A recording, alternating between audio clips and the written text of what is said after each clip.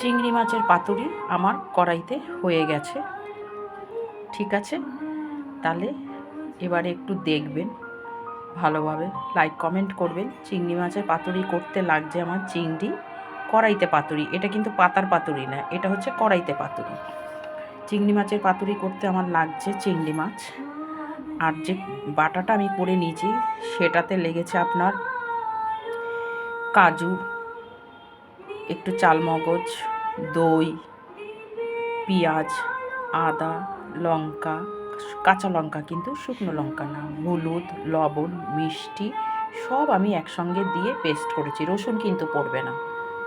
ঠিক আছে, পেস্ট করে চিংড়ি মাছে মাখিয়ে সর্ষের তেলে দিয়ে বসিয়ে দিয়েছি। আর মাখাবার সময় কিন্তু একটু কাঁচা সর্ষের তেল দেবেন। আবার বলে দিলাম, দয়া করে একটু দেখবেন, করবেন, ভালো লাগবে আমারও।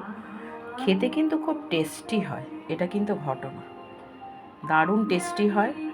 আর ভাত দিয়ে দারুণ লাগবে, পোলাও দিয়েও ভালো লাগবে, যেটা দিয়ে মনে করবেন খাবেন।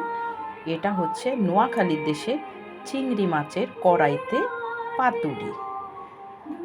ধন্যবাদ, সবাই ভালো থাকবেন, সাবস্ক্রাইব করবেন, লাইক কমেন্ট করবেন, একটু দেখবেন, ভালো লাগে আর কিছুই না। এই জন্য রান্নাটা একটু করি, এই করি আমি সারাদিন।